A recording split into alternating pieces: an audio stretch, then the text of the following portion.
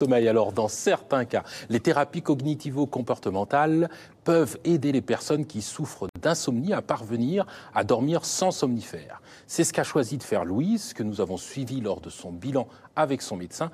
Un sujet signé Marie Guyot et Mathieu Vibaud. Difficultés d'endormissement, réveil nocturne fréquent, Louise, 23 ans, en a souffert pendant 5 ans, avec de multiples conséquences sur sa vie quotidienne. J'avais vraiment jamais la sensation d'être en forme. Et ce qui était surtout très dangereux, c'est que j'avais des grosses somnolences au volant, notamment le matin quand je partais au travail, où j'avais vraiment des fois du mal à garder les yeux ouverts. Et c'est ça qui était dangereux pour moi. Ça m'est déjà arrivé de prendre des somnifères. Mais ce qui était difficile avec les somnifères, c'est que quand je prends un somnifère, le matin, j'ai énormément de mal à me lever et que je reste un peu vaseuse jusque 10-11 heures. Il y a 6 mois, Louise a décidé d'aller consulter pour tenter de résoudre ses problèmes de sommeil. Elle a suivi une thérapie cognitivo-comportementale et revient aujourd'hui pour faire le point avec son médecin. On y va? Ouais, merci. Alors, où est-ce que vous en êtes? Pendant les vacances, il y a une période où ça a été un petit peu dur, notamment au mois d'août quand il a fait très chaud, mais ça je pense que c'est pour tout le monde. Et sinon, ça va beaucoup mieux. Il y a toujours des petits réveils la nuit, mais il y en a 1 ou 2 par nuit. Et sinon, les nuits où je m'endors à 5 h du matin sont très très rares. C'est devenu exceptionnel par rapport à avant la prise en charge. Bon, super. La thérapie cognitivo-comportementale, dans le contexte de l'insomnie, elle se réalise en général sur 4 à 6 semaines, en groupe très souvent.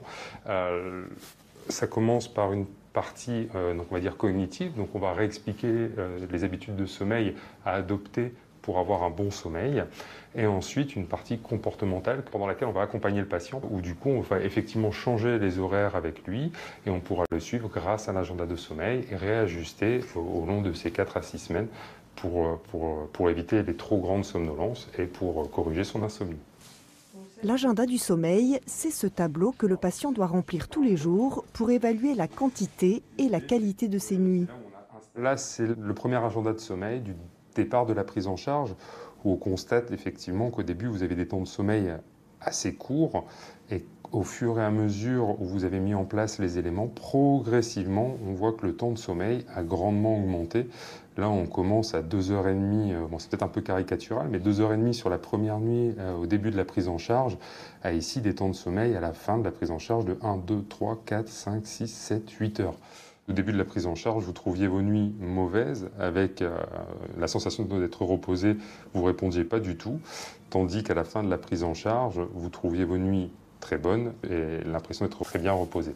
L'agenda, ça me permettait de me dire, voilà, quand je regarde mon agenda, en fait, je vois que quand je me couche à minuit, je m'endors tout de suite. Alors que quand je vais me coucher à 22h, 22h30, 23h, je mets du temps à m'endormir. Du coup, j'allais dans mon lit à partir de minuit parce que je savais que c'était mon heure d'endormissement. La thérapie a également consisté à remettre en place des habitudes de vie favorisant un bon sommeil. Moi, je sais que j'ai plus le droit d'utiliser mon téléphone après 21h. Pas d'excitants de type caféine, théine après 14h. Je me sers de tous les conseils et je vois plus l'heure du coucher comme un élément de stress ou une appréhension, parce que je sais que oui, je vais bien dormir, et que si j'ai des petits réveils la nuit, c'est pas forcément grave parce que c'est des micro-réveils qui durent pas, et c'est pas ça qui fait que je passe des mauvaises nuits. Donc ça a changé quand même beaucoup mon quotidien, et surtout le fait de me sentir en forme la journée, c'est un vrai plus pour moi. Eh bien écoutez, merci beaucoup. Merci à vous. Dans le cadre de l'insomnie, la thérapie cognitivo-comportementale serait efficace chez 80% des patients et chez 50% de manière durable. Alors, docteur Patrick Lemoine,